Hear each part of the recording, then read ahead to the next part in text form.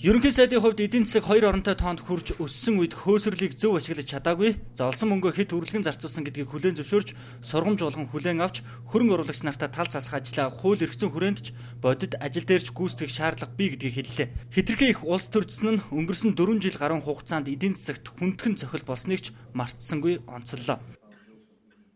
Жоонхон юмд баярлж байна гэж ихтэйхэн гэдэг шиг эдийн засгийн ийм өгөөж харж яваагүй бидний толгой дорхноо иргэсэндээ. Монголыг байтугай дэлхийг тэжих хосгүй үнд байлаг зөвхөн манайд л байна гэж бултаараа үнэмссэн.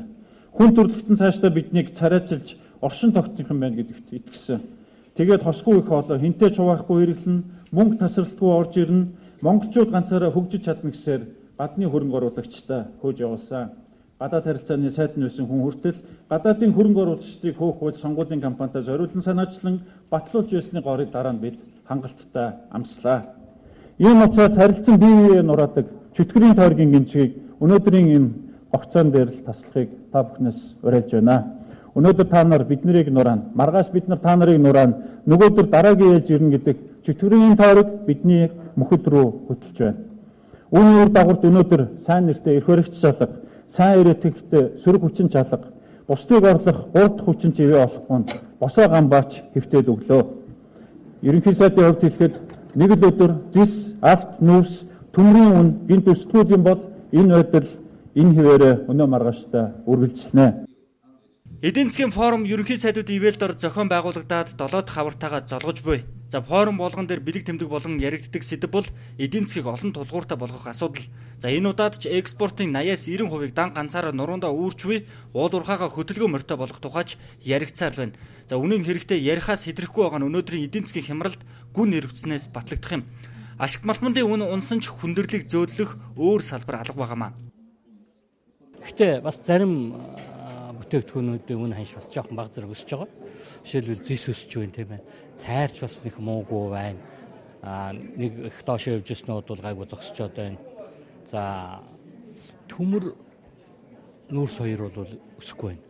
Энэ бол ер нь баг ойрын 4 жил ч өсөхгүй гэж магадгүй ийм хандлага байна. Тэгэхдээ хятадын зах зээлээс л ерөөсөө л хамаарна. Саяхан одоо хятадын том хурал боллоо. Тэн дээр бол одоо 1800 нүүрсний уурхайг хаана гэж штэ. Тэр чин хятад бол энэ өөрсдөө нүүрс бол илүүдэлтэй байгаа аахгүй баг. Тэгээ ийм үед бол манай нүүрс борлох хэцүү. Тэр 21 дотор ч оюу толгой их компаниас нөгөө охин компанид өгсөн зээл хүртэл явж байгаа шүү дээ тий. Тэгэхээр зүгээр тэр нийт өрийн статистик гэдэг бол арай өөр статистик юм а. Тэргээр ингээд улс төр хийх гэж оролдох бол ялангуяа ингээд намаар нь ялгаа за сүүлдээ бүр эцсийн дүндээ хоёр юм үнэн шүү дээ. Эдийн засаг өсөхөд зайлшгүй мөнгө хэрэгцээтэй. Өрх гэрийн амжиргаа сайжруулахад заавал орлого хэрэгцээтэй. Дээрээс нь өшөө санхүүгийн ямар бололцоо байгаа нэг чухал.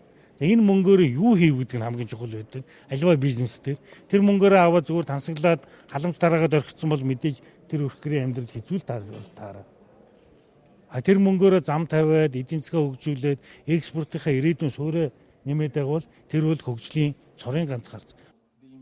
Уул уурхайгийн лангуун дээр бидний тавьдаг гадныхны гол сонирхдаг нэрийн бүтээгдэхүүнүүдийн эрэлт буурсан сэргийг цаг хугацаач тийм ойрхон харагдахгүй нэ гэж судлаачид ярьлаа. Арга мухардсан үед бодит байдалтайгаа эвлэрч эргээр тайлбарлавал стендбай, харлуулан хэлбэл дампуурлаа зарлаж тусламж дэмжлэгийг олон улсын санхүүгийн байгууллагаас эртгэн авах хэрэгтэйг сануулж байна.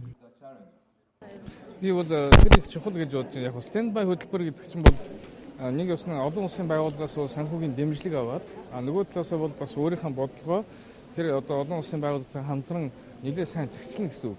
Тэгээ манай хувьд бол аль аль нь хэрэгтэй байна. Өрийн асуудалд эдийн засгийн форумын гадна орхигдсангүй.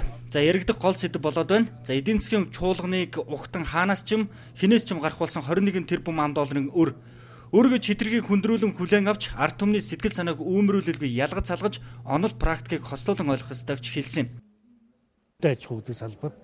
Хөдөө аж ахуйн салбар маань хүнсээс гадна мөн миний одоо бүгдийн бидний сүүлийн үеийн олон янзын хурал цуглаан дээр одоо сонсоод үзээд итгээд байгаа зүйл маань болохоор зөвхөн хүнс биш. Энэ бол биотехнологийн салбар юм байна. Энэ салбарын потенциал ирээдүй бол маш тодорхой юм байна. Хамгийн хэцүү нь энэ салбар руу хөргөн мөнгийг яаж оруулах вэ? Яаж тэнд хөдөлмөрийн бүтээнж нэмэх вэ? Яаж тэнд мэдлэг шингэсэн тийм экспортын бүтээгдэхүүнүүдийг бий болгох вэ? Тэрийг яаж санхүүжүүлэх вэ гэдэг тогтолцоо их хэцүү байсан.